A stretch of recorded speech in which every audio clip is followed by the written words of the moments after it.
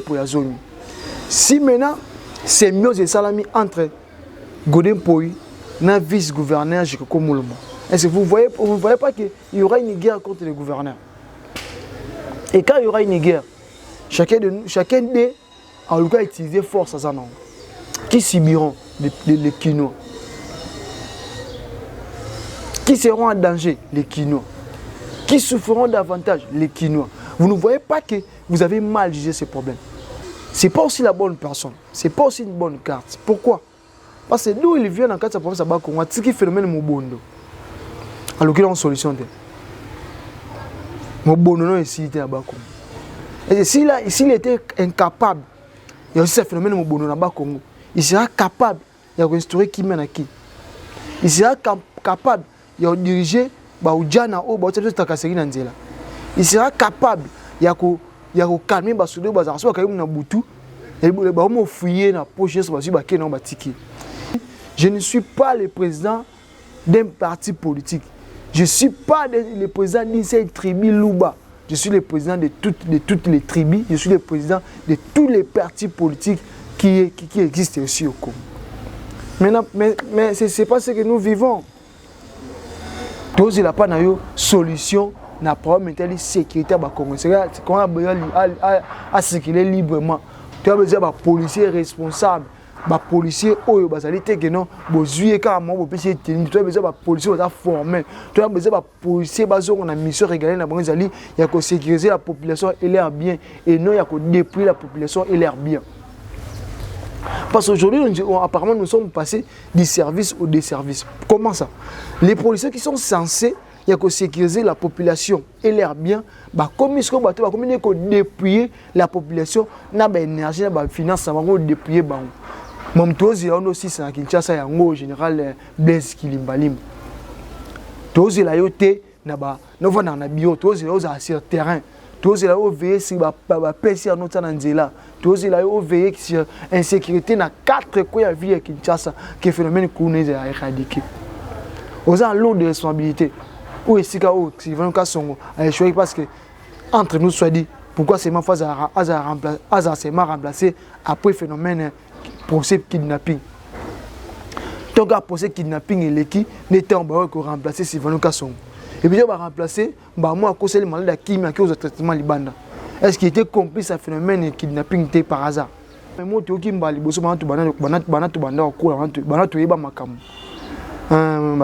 congé intellectuel. Tu as une mise en disponibilité. Tu as un congé sabbatique, tu as un congé de travail, tu as un congé après classe, tu as un congé belé. Non, tu as un congé intellectuel.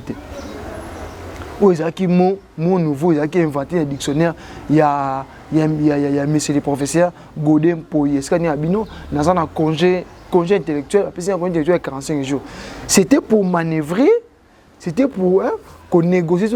Qu'on négocie, qu'on parasoleil, qu'on corrompre, pour se trouver qu'à sa réhabilité. Posons-nous cette question. Aujourd'hui, une personne a destituée. Tout le monde a destitué, et puis qu'il y a la présidence, si le président intérimaire Kabundi, Bessimité, si Papa Mbosso. Moi, c'est que je vais intérim, et puis voilà, je vais m'amener. Et que c'est parce que j'ai dit il y a parti mon soutenir.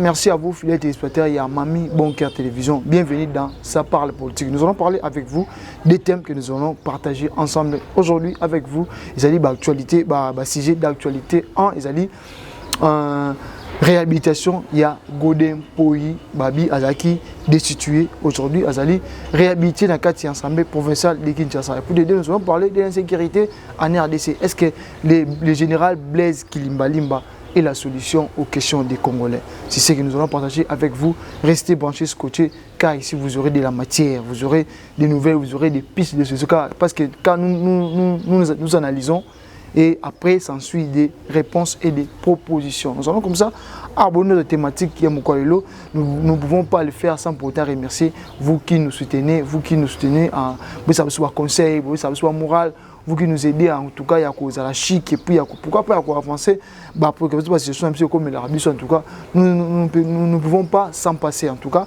j'aimerais comme ça dire merci à notre maman, Mamie Boncoeur Télévision, en tout cas, maman Mouté Malamou depuis Paris, aux gens à rater que ça la biso bolam, aux gens à rater que coacher et puis merci en tout cas maman Boncoeur, en tout cas la confiance de groupe Sabiso, pourquoi pas un partenaire numéro 1, partenaire numéro 1, maman Maria Landou Topesio Bambote Mingi Siko Zoami, et puis pourquoi pas j'aimerais saluer ça y pena base yo kabiso namoni Joël Chimanga son frère 007 namoni les deux derniers fils ya yo kabiso, pourquoi pas l'imam Aruna, en tout cas babi SK Ipen Namaboko, pourquoi pas j'aimerais saluer Ezekiel Vangou Bambote Nayo, et j'aimerais dire merci Nabino Bakissé tout ya SK. Je vois Arnold, je vois Grady, je vois Dieu merci. En tout cas, vous êtes Bélégi, au Papa Waron, donc vous êtes Bélé, en tout cas, Bambote Nabino. Et si vous allez Nabino, Joël Mapinga, les racheter, je suis venu encore pour vous mettre au parfum de l'actualité. Comme je disais tantôt, les présidents de l'Assemblée provinciale de Kinshasa, au nom de Godem Poi, a réhabilité dans la cour d'appel. Parce que depuis un moment, Azaki destitué par les députés provinciaux, il paraît qu'ils ont été corrompus par les gouvernants de la ville.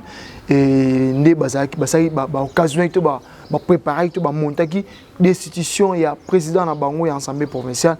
Et aujourd'hui, recours des accords continue en cours d'appel et puis le président a été réhabilité. Quelles sont les conséquences? Est-ce que la crise sera toujours permanente? Parce qu'il a été destitué suite à une crise persistante et puis permanente où ils ont séparé le gouverneur. Il y a Villa Kinshasa, Nakombo et Gentini Mbaka Ngobila. En tout cas, notre gouvernement Gentini Mbaka Ngobila, il semblerait qu'il avait occasionné une décision, il y a président de l'Assemblée provinciale par les députés qui ont embalé dans la poche, par des députés qui l'ont corrompu, par des députés qui, par ces députés, sans valeur, sans crédibilité, Jiraka sur l'argent, Jiraka sur leur ventre, Jiraka sur leur bien, rouler carrosse, la vie à l'X, prêt à tout pour se vendre, afin qu'ils bénéficier de le meilleur de moi, Kanyaka. Mbongo, en l'image année corruptible, en l'image année corrompue. Au contraire, peuple est indaki dans l'Assemblée provinciale, peuple qui a confiance, bébé qui a bango. Or, il est parti pour s'enrichir lui-même, pour se faire du bien, pour se faire un bourgeois, et puis pourquoi pas pour la bien à Yemoko, à Bossani, peuple qui 6 heures dans Samboula, à Bossani, peuple qui a voté de Fulani, et puis à Komikuna, à Komini, Papa Moko est immature, Papa Moko est irresponsable, Papa Moko a aspiré confiance. Le gouverneur de la ville provinciale de Kinshasa, M. Labiso Gentini Mbaka, na président de la provinciale, Godem Poi, et ce qu'il et puis ça a poussé que, selon nos sources, nous avons tantôt que le gouvernement Gentini a dû corrompre, il semblerait qu'il a dû corrompre les députés provinciaux, enfin, base à la faveur, parce que c'est là du coup le discours, moi, ça qui a dit, tant bozo lukabo, boya contre c'est la ville provinciale de Kinshasa des alliés aussi bien. Puisque moi, j'ai mes miens au bazar Simananga au sous dans le lobby, ils vont m'écouter suite à ce genre de paroles que les gouverneurs avaient prononcées. Peut-être tirer la conclusion en disant que c'est lui qui avait occasionné cela comme parce que une crise persistance, tout le monde a réconciliation, ça n'est pas mais c'est talanité. Tout bien parce que nous n'avons pas compris le contenu. Il paraît qu'il y a une réconciliation.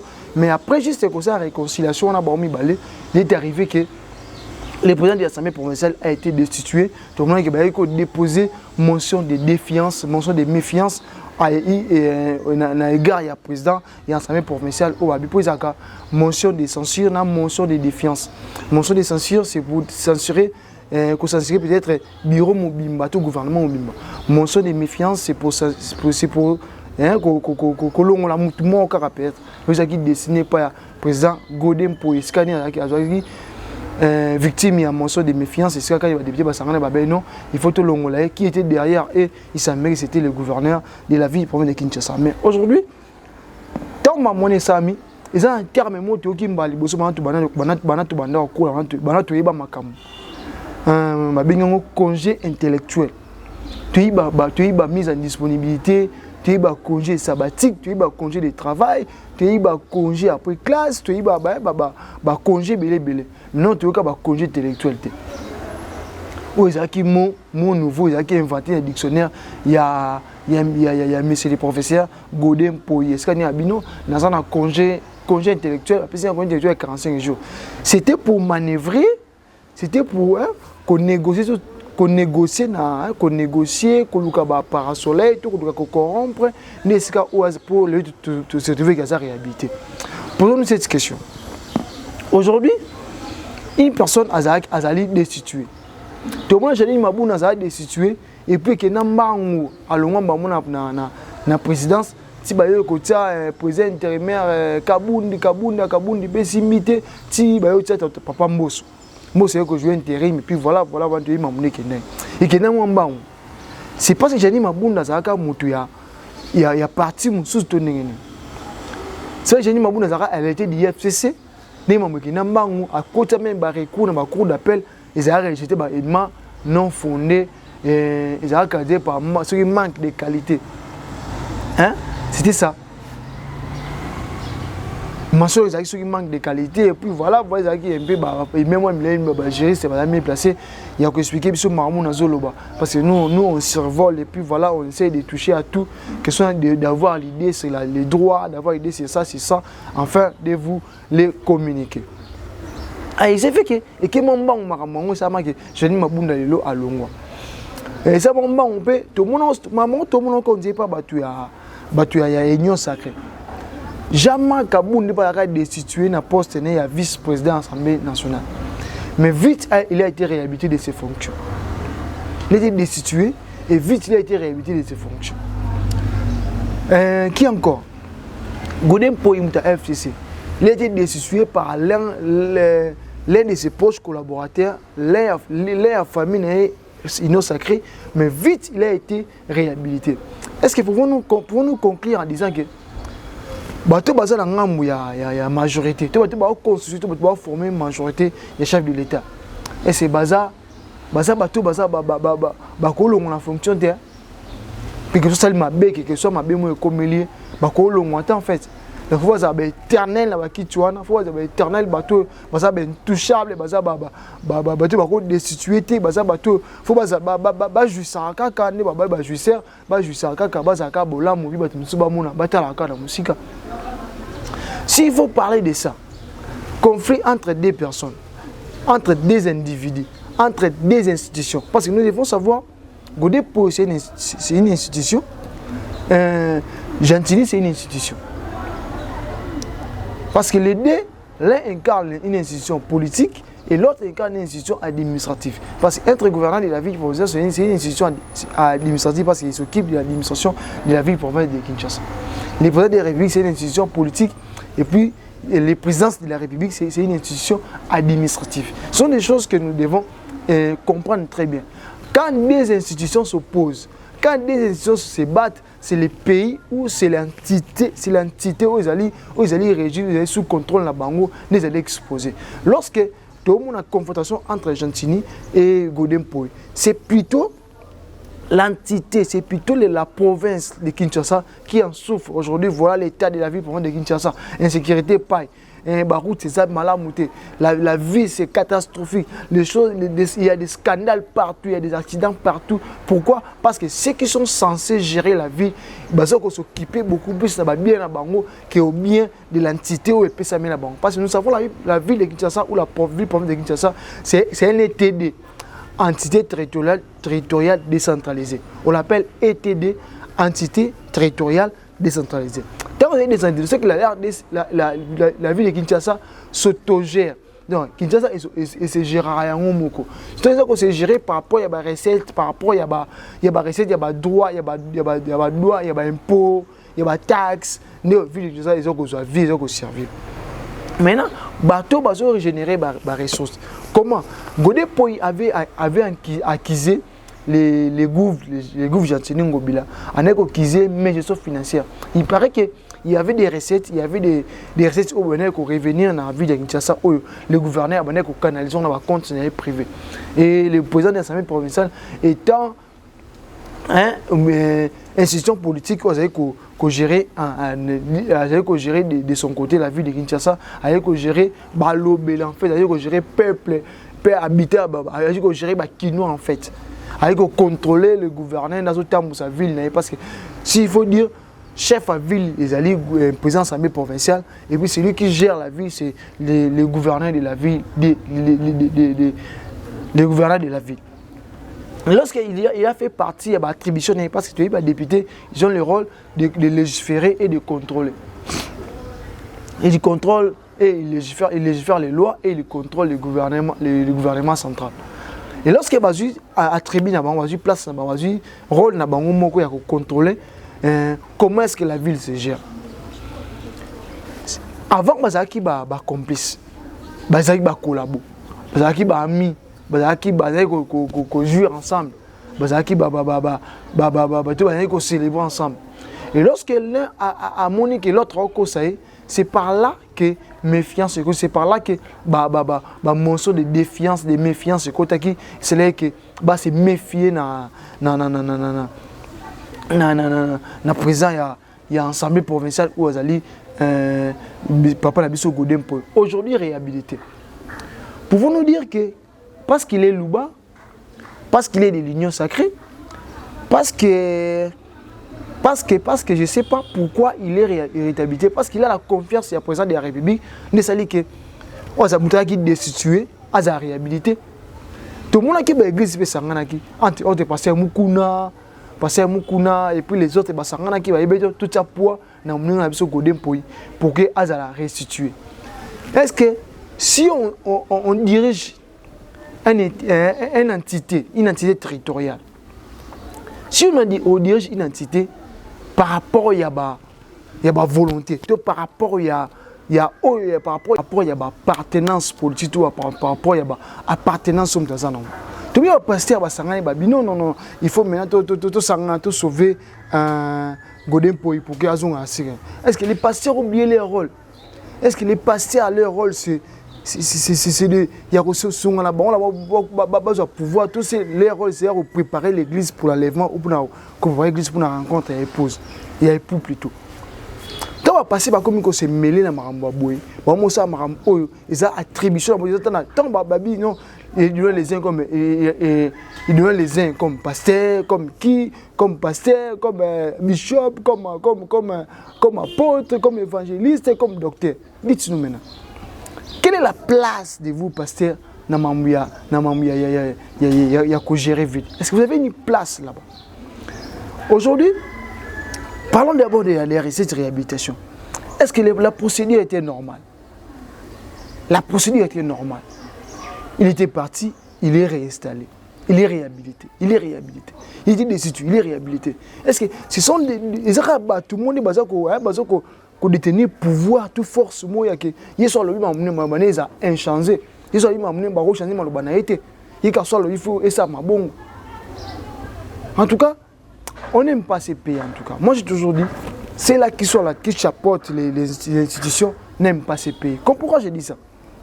Pourquoi tout le monde va cause là? Tout le monde va bani, mais vous faire souffrir plus de 10 millions d'habitants dans la ville de Kinshasa.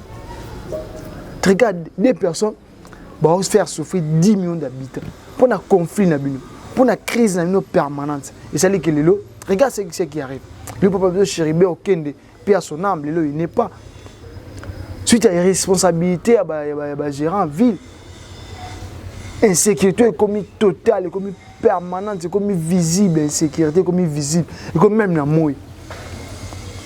Insécurité est aussi na ba kwenyos tu ba gombe resika kimi gombe côté insécurité makasi tu ba ngalema ba ngalema ba lo ba kutote. Aujourd'hui cela n'importe peu. Ce qui importe le plus chez vous là, mboka nini. Théâtre, c'est théâtre. Ok, théâtre, vous avez théâtre. Éminent professeur dans la université. Regarde ce qu'il faut. Regarde ce qu'il faut. Et puis, il y a un agent de l'ANERA. Il y a un agent de l'ANERA. Tout le monde qui va.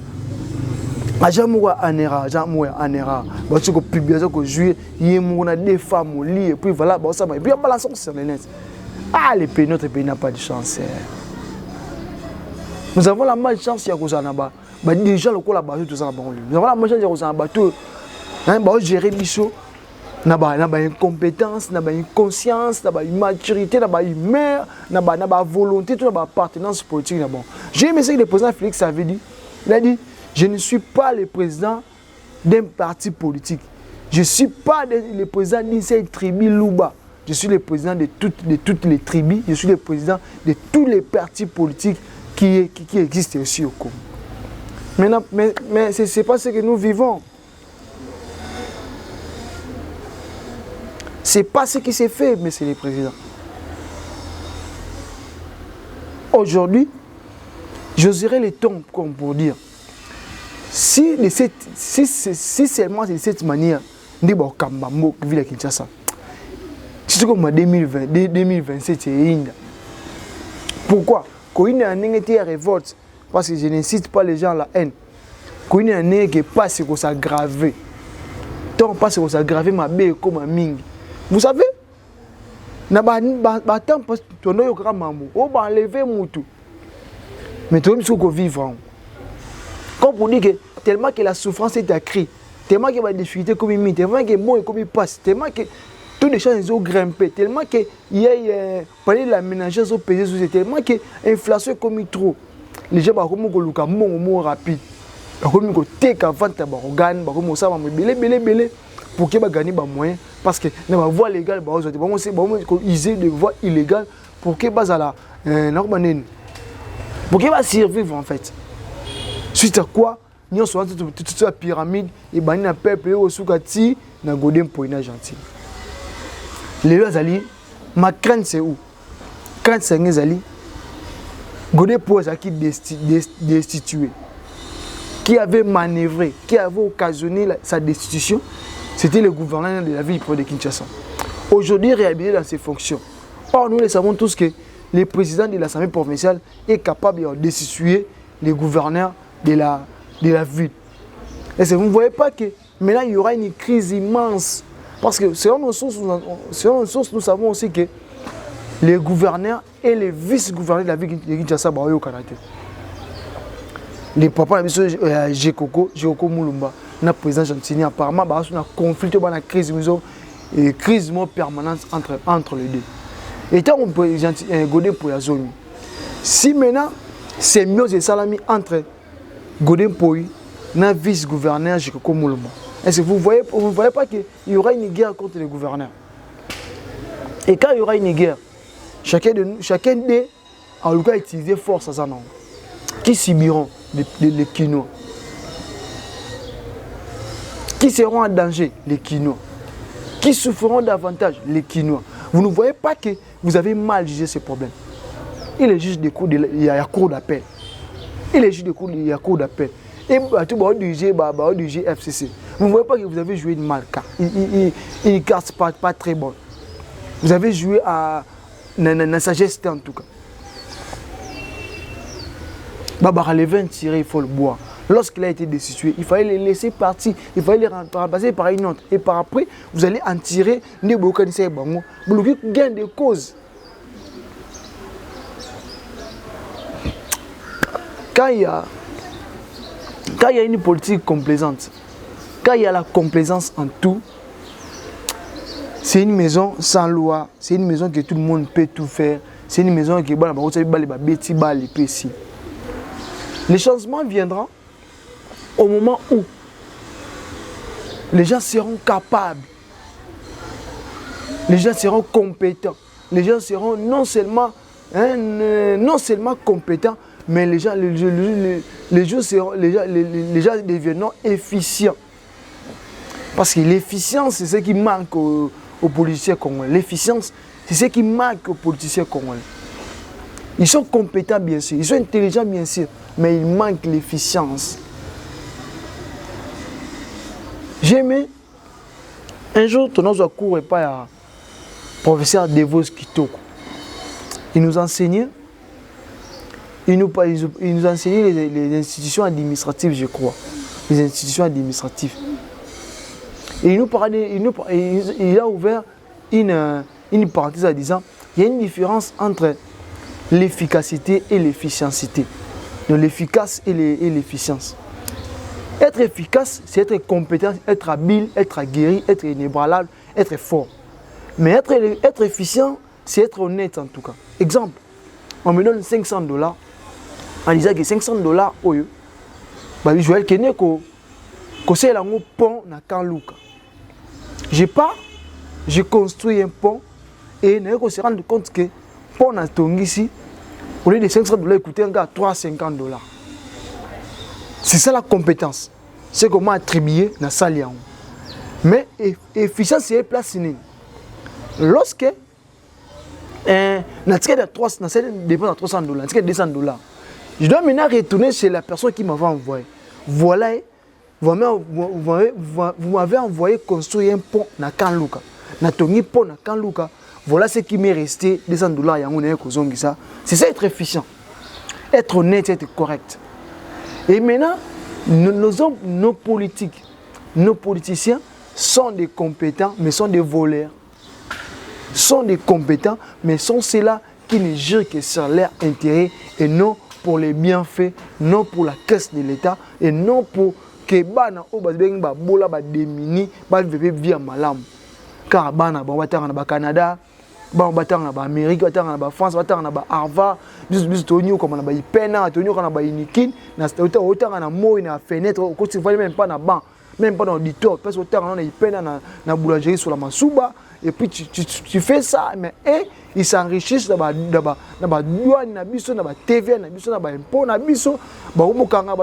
arbitrairement, arbitrairement, gouvernement ville dans le côté, ministère intérieur occupé, chef de la police, complice, je ne sais pas bien. En tout cas, nous devons essayer changer notre manière de voir les choses. Parce que quand tout est agité, quand tout ne va pas bien, ce sont nous. Les Quinois en souffrent. Les peuples congolais en souffrent pour na bitumba bino banzoko et Matisse Toyoka passe. Matisse Toyoka passe. Matisse passe et mata tellement trop. Je dirais, et ça passe comme on a RDC. Puis ils allaient riches en tout cas par ses potentiels miniers. Le pays riche, c'est le pays au monde où tu trouveras toutes sortes de minières. Même si tu es parce que tu es collecté, tu es collecté, mais avant tu es raté que Babylone est belé, et puis en avançant, tout pour que tu aies Babylone, tu es comment. Et on n'en cesserait pas. Du jour au lendemain. Mais à la capitale, à Kinshasa, où ils allaient, un capital ils allaient qui est dans la province de Kinshasa. Mais c'est aussi le capital les plus sales de la province de Kinshasa.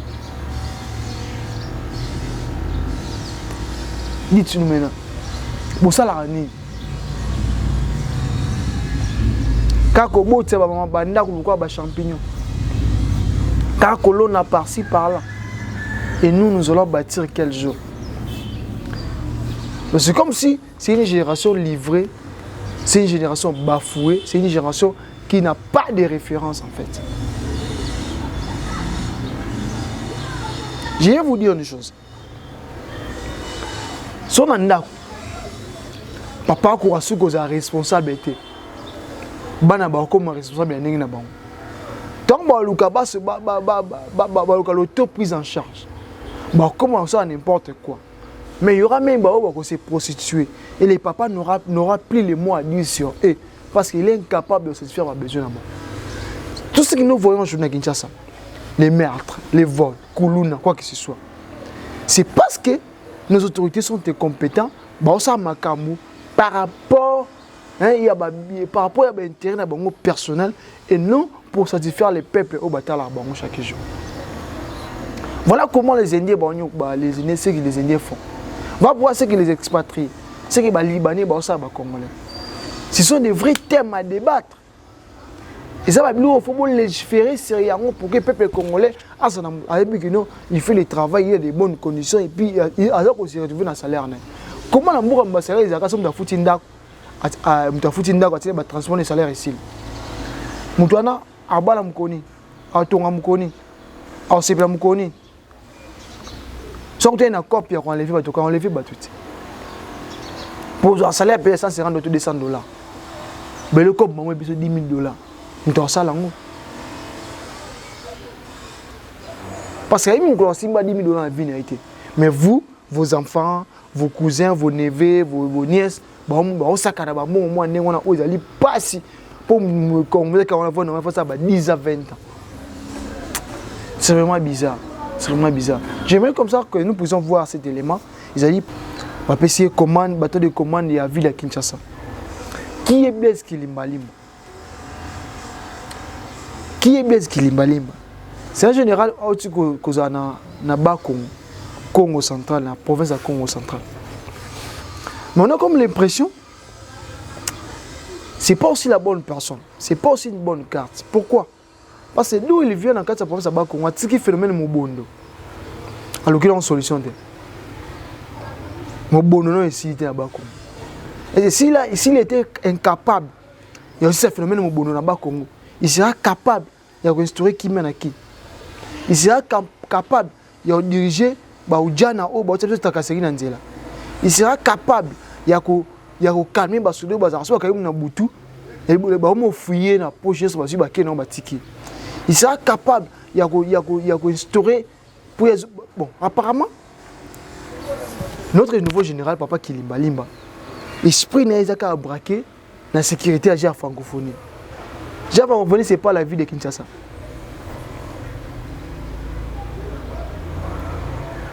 Et apparemment, il est beaucoup plus focalisé parce que notre parade, il jure que c'est la francophonie. La francophonie, je vais dire salut à notre professeur Bopé, ou à plus de sociologie politique. Il a dit, dans la société, il y a des phénomènes, des faits sociaux et des phénomènes sociaux. Des faits sociaux, c'est que nous admirons chaque jour, c'est que nous vivons chaque jour. Des phénomènes sociaux sont des choses qui sont spontanément faites, ça vient et ça disparaît. Il y a des épidémies, s'il faut caractériser, je dirais comme c'est un phénomène en tout cas. C'est un phénomène péqué. C'est pour un moment, mais la ville de Kinshasa est Tikala. Le phénomène Kuluna, ça va disparaître un moment. Parce que c'est un phénomène, c'est pas un phénomène. Aujourd'hui, il y a un comme un fait social, mais c'est un phénomène social. L'épidémie, ça vient spontanément puis ça disparaît. Tous là, on est dans Makambo, président Blaise Kilimbalimba, général Blaise Kilimbalimba. Tous on est dans Makambo. Tous on est dans Makambo, il y a quoi éradiquer les civiques, il y a quoi éradiquer la police, il y a quoi éradiquer le phénomène Djana, il y a quoi éradiquer le roulage à Miyibi, on va écouter une sécurité partout, un embouteillage partout pour passer 500 à 1000 francs. Il y a tout ça à côté, mais pour se railler, passer 500, phénomène qui fait un versement. Le roulage à Miyibi, le conseiller de Miyibi, il faut le versement à 50 000 à 10 000. À qui au TKT, à qui au bout, c'est comme ça, on a un versement. C'est qu'il y a un boto là. C'est qu'il y a créé magouille, il y a pagaille pour que ça au chef a signé. Même tous les là, papa Blaise Yangwa. Tous les là, marambia, quand on attend bon na kimia, tous les là, marambia, il y a phénomène enlèvement sili, phénomène vente organe sili. Tu dis que tout le monde a que non. Congolais attendent na kimia mne srimo général Kanyama en tout cas chapeau bas général Kanyama pour be ça kimia tant mo na kin kimia même d'autant la l'aise à travers opération de Kofi tous il a pas na yo ba innovation tous il a pas na yo aux complice na ba malfaiteur te tozi ya pa na yo o sala ndenge prédécesseur no sala kité tozi la pa na yo solution na problème interne sécurité ba Congo c'est quand à circuler librement tu as besoin ba policier responsable ba policier oyo bazali te que non bozuye ka mo bo pesi tenir tu as besoin ba policier ba formé tu as besoin ba policier bazo on a mission régalienne na bango zali ya ko sécuriser la population et leur bien et non ya ko déployer la population et leur bien. Parce qu'aujourd'hui, apparemment, nous sommes passés du service au déservice. Comment ça? Les policiers qui sont censés sécuriser la population et leurs biens, comme ils sont déployer la population, na énergie, na finance, na déployer ba. Même tous ils ont aussi ça Kinshasa ya ngo général Blaise Kilimbalim. Tous ils la yoté na ba, no vana na bio, tous ils ont sur terrain. Tous ils ont veillé sur ba PC à notre nzela. Tous ils ont veillé sur insécurité na 4 coins de vie à Kinshasa que phénomène connaît à éradiquer. Aux en lot de responsabilité. Ou est-ce que si vraiment Kassongo a échoué parce que entre nous soit dit pourquoi c'est ma phase à remplacé après phénomène procès kidnapping. Donc à procès kidnapping et l'équipe n'était en bas que remplacer si vraiment Kassongo. Et puis on va remplacer moi à cause des maladies qui m'a causé traitement libanda. Est-ce qu'il était complice à phénomène de kidnapping par hasard? Il semblerait que à qui mis procès à jugement, à qui mis à poursuivi. On verra. Babi, R na jour, ils ont meilleur allié. Au bako s'arrêter, au bako c'est la mamouté, au babou arrêter. Nous attendons à ce que tout le monde a résident à Simon. Nous attendons à ce que tout le monde a Kolanda après sortir il y a gérant si vous n'avez son haut qui ailleurs. Est-ce que bon milieu bomba général quand il maté par hasard? Bon milieu bomba général quand il maté par hasard. Papa Blaise, Kinois, balingi kimia, Kinois balingi tranquillité, Kinois linga sa mamuni na kimia. To lingi teke bomba ki kuna, basaki boy, baibaki. Papa biso chérébé au Kembe ou à Koufi lelo. Il y a des premières touches cartes ma bé de jouer. Parce que la souveraine sous manana on est ba leyo papa biso chérébé au Kembe o lelo atiki bana o lelo akei. To senga ba enquête moko vraiment sérieuse pour que tu yeba qui a né l'auteur. Ils ont une attribution. L'enlèvement, ils ont une attribution. Trafic d'organes, ils ont une attribution. Papa, tu as le membre belé. Tu as le membre belé. Bien, tu peux se donner confiance. Nous entendons de toi une amélioration, un recyclage, une formation. Des policiers encadrés, des policiers instruits, des policiers au bazar en matière, des policiers au bayebi rôle na bango au bayebi ni faut ça, des policiers au bayebi comment fonctionne la police, des colonels, des OPJ au bazar formés, pas seulement mutuellement une formation en bang bayene ba tirer la société et puis faire c'est comme bébé pour en faire quoi? Hier j'étais dans une commune na quartier Pulumbam. Quartier Pulumbam, quartier wana. Pour ça quand on est comme de vacation bon. Soit pour ça côté na mutu anzela kangie. Ozana carte. Ozana pour signer carte électeur. Ozana ngote. Bakutana, coup de preuve ané ba instruire même SNEL ozana commune na Selemba. Babo ma éclairage public bo on va ça sumusa bien de test que ba policier ba comme ba policier pour l'umba ba instruire même na SNEL ba éclairage public là ba tie ba peli ça on soute ba ba ça sumusa bien de musa ni ba sala ba mona mo sembal bakangi ba mona yomo bakangi ba mona yomo utimsa bakangi to bakangi wana ba bona ba poche ba hôtel téléphone ba hôtel mongo ba hôtel ni so ça na ngote ba beti ba ngolo bilema bakena ta négrer la police to ça na Papa Blaise Kilimbalim, Mamoutozi on aussi ça yangwan.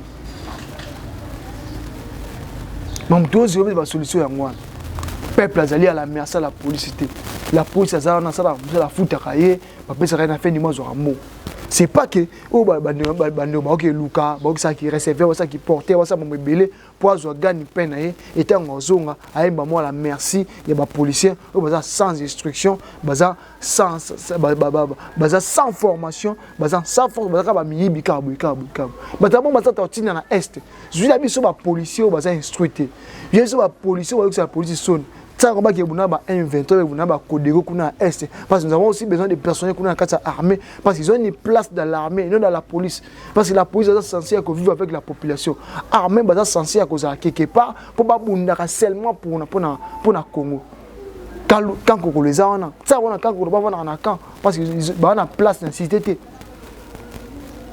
comment un policier au temps na 12 ans na arme azamini na ba grenade na ba gaz lacrymogène na ba grenade na ba sentinelle pour ça on est dans la société pour intimider qui pour nos banques ça mon Congo Papa Blaise Kilimbalim je te rappelle maman ça en tout cas je souhaiterais que vidéo comme le Papa Blaise je souhaiterais vidéo comme là Papa Blaise Kilimbalim, général Blaise Kilimbalim. Tu as encore, aux armes, en tout cas, je te conseillerais, il y a dans la bureauté, il y a des dessins sur le terrain, il y a combien d'entités ou PC à ta disposition, et bah, m'amener les autres qui peine 4 nabons. Les loyaux, nous avons préféré ce qu'on a tamoula na butu. Mais nous avons kuna 5000 kuna tiki. Qui a coûté un policier. Même dans la jeep. Baba sona mu continue. Un ami azo nganda na buta uti musala. Pendant que azo ngota na jeep c'est mais présentez-vous. Asi bon quand c'était na présenter bon biso non kena ke sona mu continue. Oh. Non sona mu continue ngana azo nganda na uti musala et puis voilà. Comme pour dire que les voleurs n'est pas loin. Même à tabato bobenga ba chef, ou banane. Ce sont eux qui entraînent cela. Un policier ne doit pas être brutal. Un policier doit être coopératif. Un policier doit être mutumo azalina c'est un psychologue mutumo azalina aibiko ko détecter ko décider on ça na pensionnaire. C'est pas un dépouillé. Papa Blaise o hérité dans la police mo zali amiyibi, o hérité la police mo zali ba criminel, o hérité la police mo zali complice ba kidnapper, o hérité la police o bazali complice ba to ba sa vente ba organe. Alors c'est un temps il y a ko éradiquer ko laver biso mramwa. Tu as besoin qui besoin de sécurité papa. Oh ko hérité la ba ko on s'est rentré dans Kisasa. Ce phénomène mo bonde longi okuna. Il y a ko éradiquer phénomène kulon. Il y a ko éradiquer phénomène enlèvement. Il y a ko éradiquer phénomène kidnapping. Toujours ça comment qui ça la belle. Les bacunons on a besoin kimia, on a besoin tranquille, on a besoin pérer d'autres. En toi rien d'autre. Qui ne met ça na ya ki olukamo na ya media là na. Alukimbo na ya asala mia sa zongi. Mais l'insécurité m'a moné ça maté. Nous sommes à la veille des élections. Tomo bang. Ça on va enlever Batouboy. Et bonjour au peuple s'est manifesté peut-être contre ba publier résister on peut pas d'accord na ngote. Tout ça dit ba bal réel et robeta. Général Janset Salobabou. Après l'indépendance égale après l'indépendance. Et ce surtout le que après Kabila égale avant Kabila. Prouvez-nous la différence en tout cas. Tout que après avant général Kasson égale après général Kasson. Il faut maintenant que papa, il faut créer différence. Il faut créer différence. Il faut que nous les qui nous expérimenter parce que tant changement il y a quand même des changements de société. Tant changement seulement, avec des sociétés, nous disons on considère que changement zali, maman changement bon wani. Ba avec des sociétés il y a au moins changement de changement zali. Changement nous a constaté que donc depuis maman on changer. Maman est comme avant, changement et le maman et ça a publicité dans yango moko. Changement ça a publicité dans yango moko. Que nous juste changement il continue. Moi qui me bandit, moi comment changer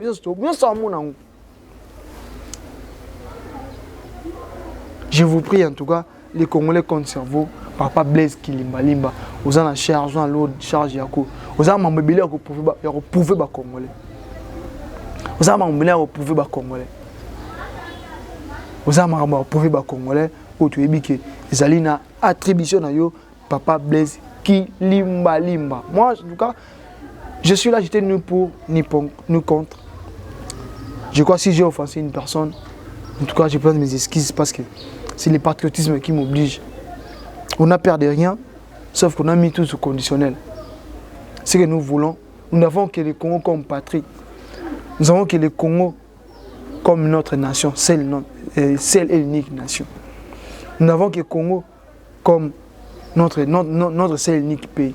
Comme la Constitution dit, la nationalité congolaise est seule et unique. Et ça concurrence dans la nationalité moussouté. Des pères et des mères, ou Congolais, car normalement 50%, nous sommes tous Congolais, aimons ce pays. Aimons ce pays. Fiers des lettres, Congolais fiers des lettres, qui nous fiers des lettres, aimons ce pays.